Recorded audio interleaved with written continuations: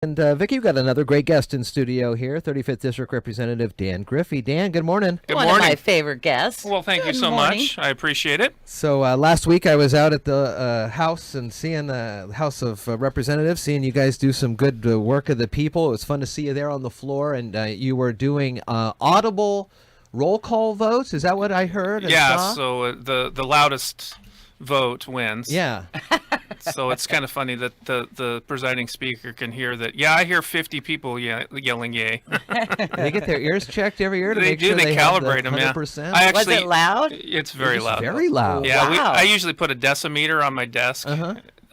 It's not good scientific data. No, we not. were thinking we should put a decimeter up front where the speaker is, so then we could see who wins the votes. It'd be like It's kind one of a those fun things thing at to the do. Seahawks games. Yeah, exactly.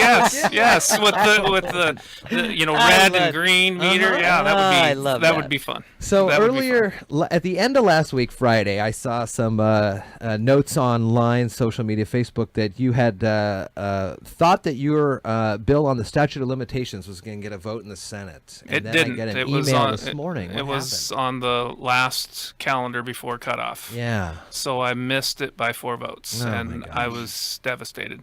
And they tell you in Olympia, don't get emotionally attached to a bill, and on this one I couldn't help it. I'm Right. very emotionally attached to the survivors, and so we didn't get the statute of limitations bill out. We didn't get the notification bill, the hospital notification bill out either. That was Representative Michelle Caldier's bill, and the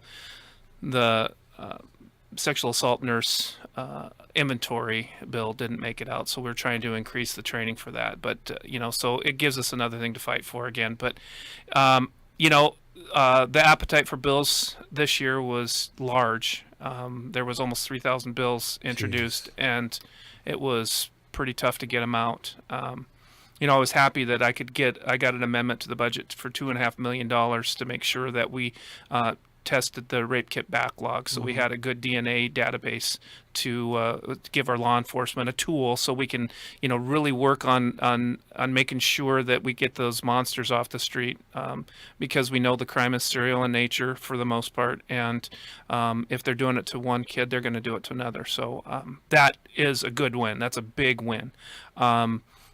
Representative Michelle Caldier and I actually did a call to the Senate, call to action, and asked that they suspend the rules and bring these 3 important bills out. Very important What bills. would that out. do? What's the process there then? So they would suspend the rules, and then they could act upon these policy bills now. Okay. It's highly unlikely, and the reason it's highly unlikely is that other representative thinks their bill's the best bill in the world. Sure. So we have to make a good argument. We have to fight hard again. The good news is we did a lot of good things in this arena this year, and sometimes we just can't get them all done. But I have an appetite for all the crimes being removed, so I'm going to be reintroducing that bill. Basically, as soon as session's out, I will have staff write the bill again, basically push print, put the new date on it, and we're going to start all over again. Well, speaking of, Thursday's the day, isn't it? Thursday is the day. Yeah, we have a lot of things to do yet. What's left on? We the have to docket? reconcile the 2 budgets, so our budget and the Senate budget. We have to reconcile that. We have to finish the policy discussions, and we have to do what we call the consent calendar. So we sent a bill over to the Senate, and if the Senate didn't, thought it needed little tweaks, they would do their tweaks in the mandatory process and send it to us. And then we have 3 options. We can say, yeah, I like it, and we concur. So that's the concur part. Those votes are really quick and really easy, not a lot of arguments about. We can say we insist on our position and send it back to them and say, no, we want you to strip your amendment. Or we can go to what we call conference, and then we assign conferees from our side, and the Senate assigns conferees, and then they just work it out. And then it'll come back for concurrence after the conferees do their job. And we did 3 or 4 insists, I don't remember the bill topics, on Saturday. We did probably, I think 30 concurrence bills that we agreed that having the other side look at it, their changes made the bill better. I love that part about our great republic is that we have the checks and balances on both sides, and even the Senate can check us, and we can check the Senate. So that part of our republic is amazing. Looks like it was on the abortion insurance, offering maternity care to also cover elective abortions and contraceptions. Was the Senate concurred on changes in the House, and then passed that one 27-22, and then the conversion therapy were some other votes over the weekend.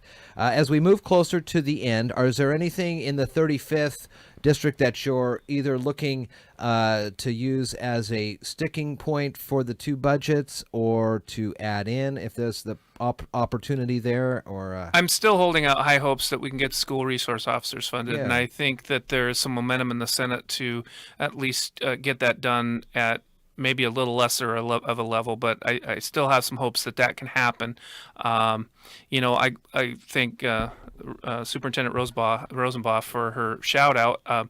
I didn't actually give the bill. I sponsored the bill, and then I gave it to a Snohomish County sheriff's deputy. He's a sergeant in Snohomish County, and I thought he would be the better one. But it was, a good collective idea. I drafted. I had the idea, but Representative Dave Hayes was the author of it. But Dana was right. It is a passion of mine that I wanted to see through, and it failed. So it was $50 million for all schools in the state for school resource officers? It was somewhere in the neighborhood of $50 million.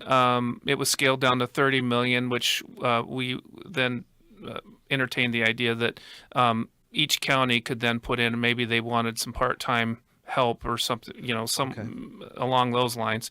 But we wanted to leave it up to the county how they would do it. But we wanted to have a grant ability so we could award those. But that's something that I think we can do. I mean, let's talk about some of the good stuff. The real good stuff is we got the matching funds to get the new project, the Olympic Highway North project. It's going to be done, and it's going to be beautiful. That's great. We my personal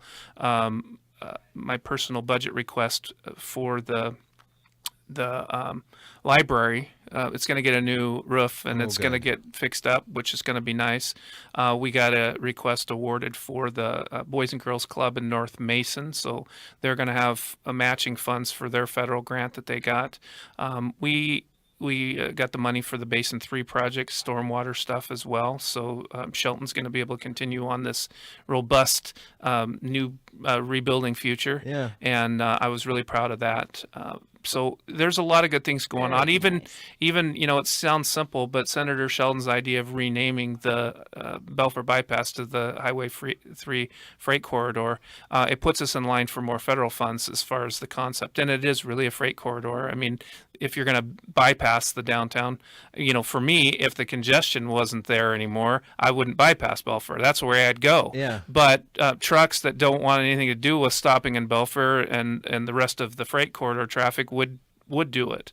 And that scores very high on the federal list of reasons why you kind of help the state going, so maybe we can move up the funding on that a little bit. I was listening to that story. It was interesting to hear how a name change could get you in line. But I mean, the same project. I know, crazy. But just a different kind of a name. Different name. Yeah, well, it accurately depicts what that is to do. I mean, it's the Belfair bypass and lore, and maybe if we take the lore away, we actually move the project up, which I think it would be great. 35th District Representative Dan Griffey, just a couple days left there in just our a few. State Thanks. Capital. It was nice talking to all of you. We will check back in, get a wrap here before too long, and have a great day. Yeah, thank you so much.